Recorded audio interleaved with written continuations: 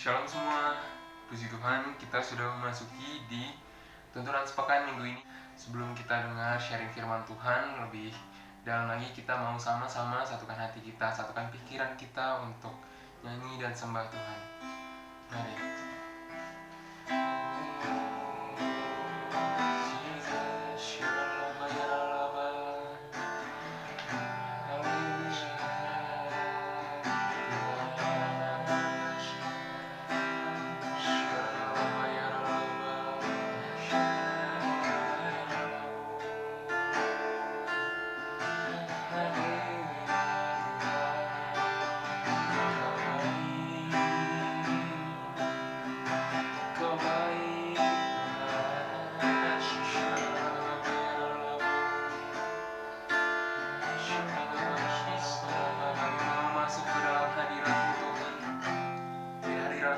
Setiap kami Tuhan,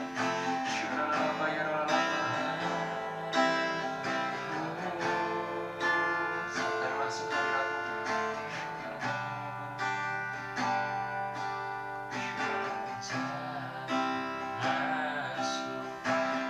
hadiratmu. Ku tersungkur dan sembah.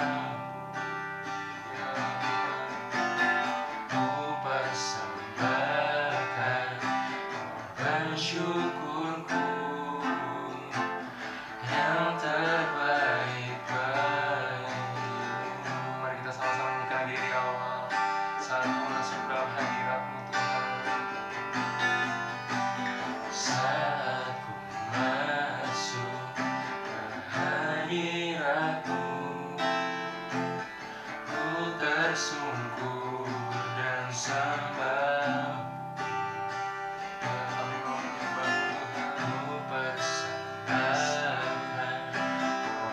Syukurku yang terbaik bagimu. Bawa syukur kami, bawa korban syukur. Katakanlah kudusmu Tuhan, hatiku melimpah dengan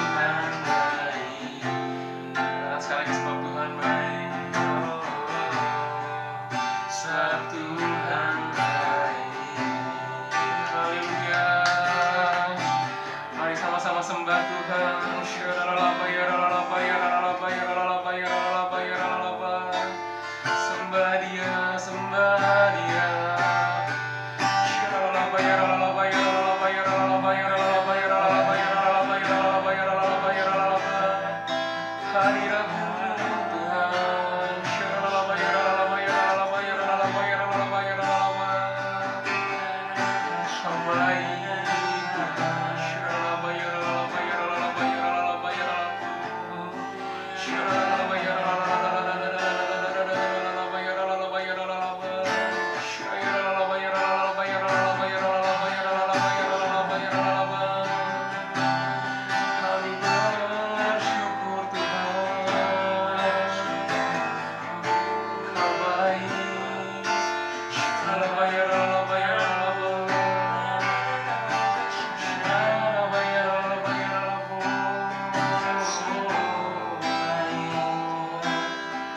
Tiada yang seperti-Mu Tuhan, tiada yang seperti-Mu.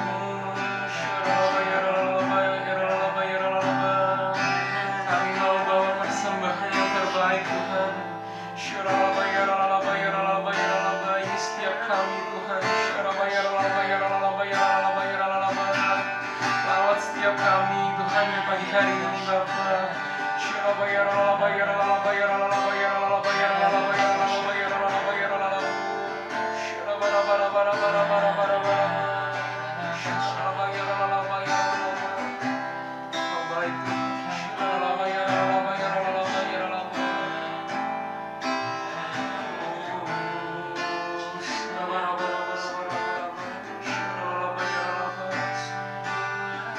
Biar firman-Mu Tuhan menjadi terang Tuhan bagi setiap kami Tuhan. Biar firman-Mu Tuhan menjadi pelita Tuhan di setiap jalan-jalan yang kami lalui Bapa. Syaralaba yaralaba yaralaba yaralaba. Syaralaba.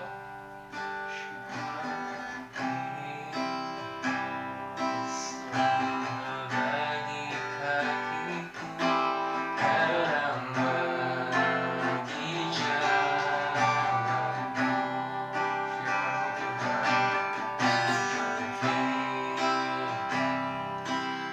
Kita bagi kakiku terang bagi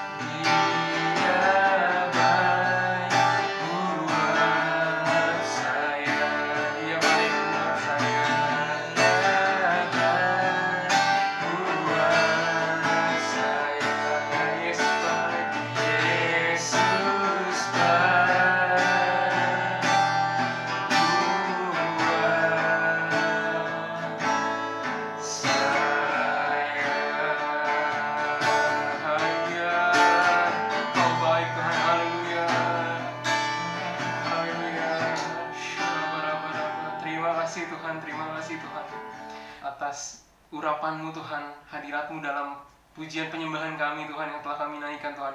Kami percaya Tuhan setiap kami telah diurapi Tuhan, telah dipenuhi oleh Roh Kudus-Mu Tuhan dalam pujian penyembahan kami Tuhan. Terima kasih Tuhan kalau sebentar kami ingin sama-sama mendengarkan, sama-sama belajar Tuhan tentang sharing firman Tuhan yang akan hamba-Mu bawa Tuhan pada pagi hari ini Tuhan. Kiranya Engkau urapi Tuhan lidah bibir hamba-Mu Tuhan. Pakai setiap kami Tuhan, pakai pikiran dan hati hamba-Mu Tuhan, agar hanya pesan Engkau Tuhan yang boleh hamba-Mu tangkap Tuhan dan boleh hamba-Mu bagikan. Urapi juga setiap kami Tuhan yang mendengarkan pada tontonan sepekan pagi hari ini Tuhan. Biar apapun yang hamba-Mu sharingkan Tuhan pada pagi hari ini Tuhan boleh menjadi rema dalam setiap kehidupan kami Tuhan, dan boleh menjadi berkat Tuhan bagi kehidupan kami, bahkan bagi sekeliling kami Tuhan. Terima kasih Bapa. Hanya di dalam nama Tuhan Yesus Kristus kami mengucap syukur. Yang percaya sama-sama katakan amin. Sekali lagi shalom bagi semua yang mengikuti tuntunan sepekan. Kita percaya ada pesan Tuhan yang dahsyat untuk kita semua hari ini. Hari ini kita akan sama-sama belajar tentang tujuan Allah bereinkarnasi menjadi manusia dan tugasnya di dunia ini. Sebelum lanjut lebih dalam, aku mau ajak kita semua untuk sama-sama membaca ayat firman Tuhan pada kitab Yohanes pasal yang pertama, ayat yang pertama, dan dilanjutkan pada ayatnya yang ke-14. Oke, kita akan baca sama-sama. Yohanes pasal pertama, ayat yang pertama, demikian firman Tuhan. Pada mulanya adalah firman. Firman itu bersama-sama dengan Allah, dan firman itu adalah Allah. Oke, ayat yang ke-14, demikian firman Tuhan, firman itu telah menjadi manusia dan diam di antara kita. Dan kita telah melihat kemuliaannya, yaitu kemuliaan yang diberikan kepadanya sebagai anak tunggal Bapa, penuh kasih karunia dan kebenaran. Kalau berdasarkan terjemahan baru, yang kedua atau versi yang kedua, dikatakan bahwa pada mulanya ada firman. Firman itu bersama-sama dengan Allah dan firman itu adalah Allah. Oke, jadi firman itu telah menjadi manusia sebagaimana kita tahu adalah Yesus Kristus. Dalam keilahiannya, Yesus Kristus itu sudah ada bersama-sama dengan Bapa. Dan ia menjadi manusia dalam kemanusiaannya dan diam di antara murid-muridnya pada zaman itu. Tapi ini bukan berarti Yesus Kristus terbagi menjadi dua hal, melainkan dia tetap menjadi satu pribadi yang kita sebut sebagai anak Allah.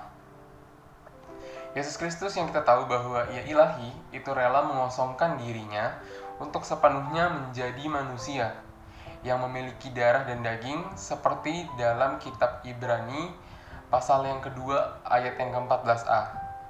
Nah, dengan reinkarnasi ini, Kristus memiliki dua tujuan.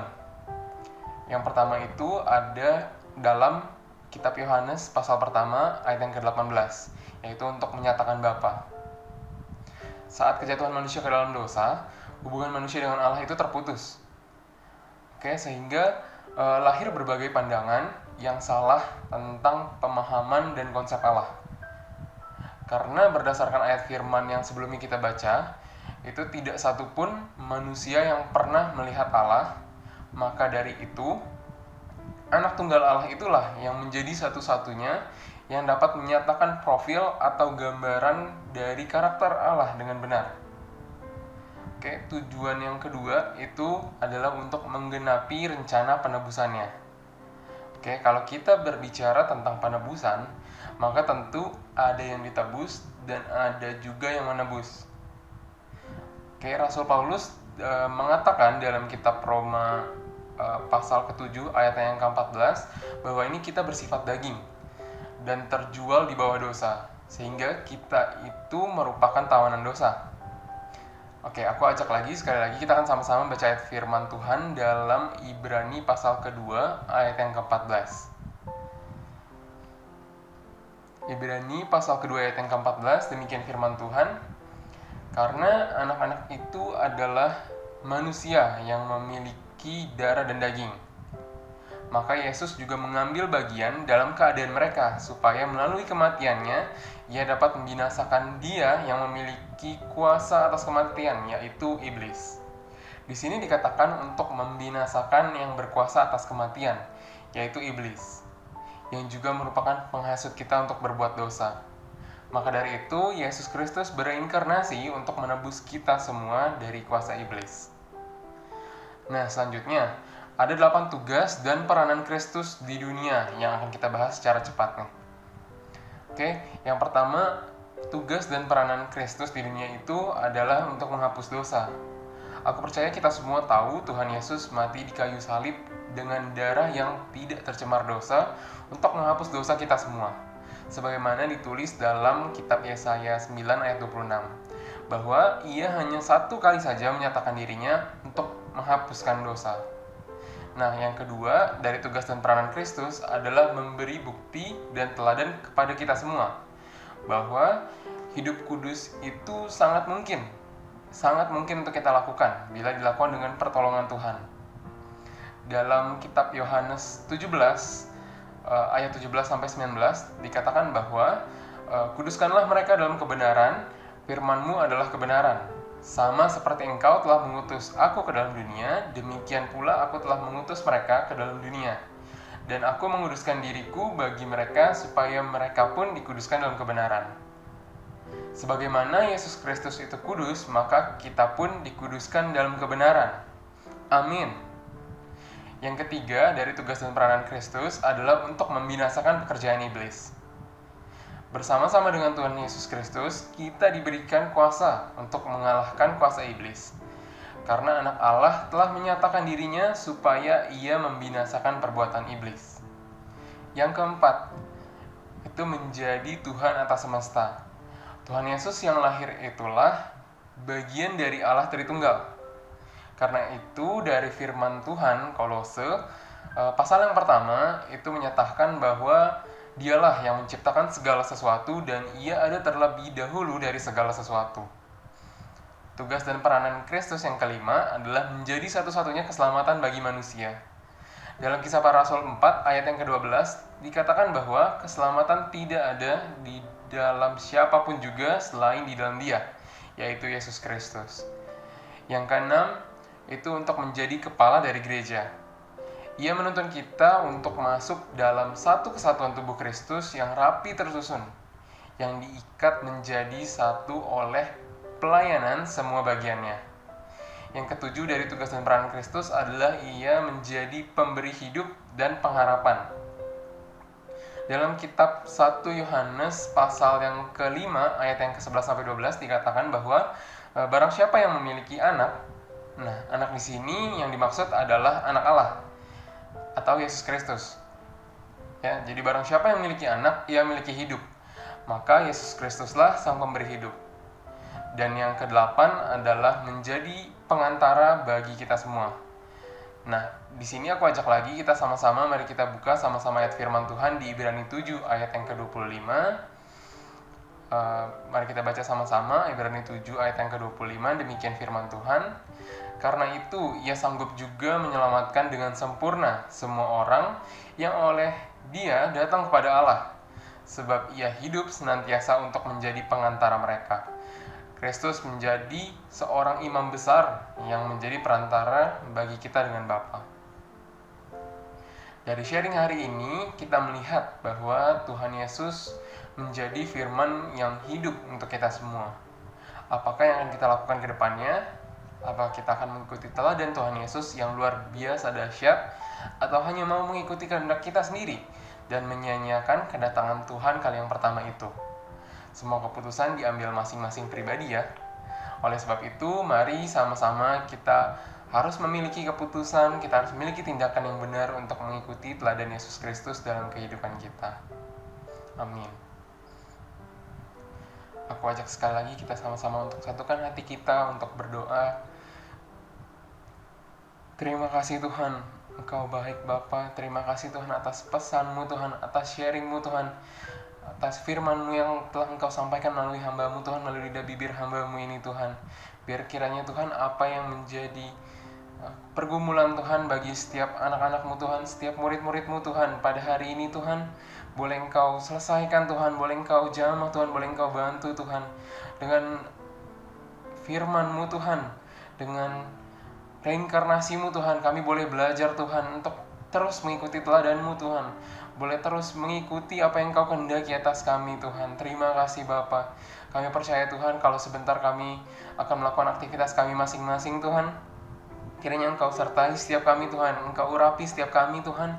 Biar apapun yang kami lakukan sepanjang hari ini Tuhan, hanya menyenangkan hati-Mu saja ya Bapa. Hanya mengikuti teladan-Mu dan sefrekuensi dengan hati-Mu Bapa. Terima kasih Tuhan, kami serahkan sepanjang hari ini Tuhan ke dalam tangan-Mu Bapa. Biar hanya nama-Mu yang dipermuliakan atas setiap tindakan kami Bapa. Hanya di dalam nama Tuhan Yesus Kristus kami telah berdoa dan mengucap syukur. Yang percaya sama-sama katakan, amin. Shalom. Terima kasih Bapak Ibu Saudara yang sudah mengikuti tuntunan sepekan pada hari ini. On fire.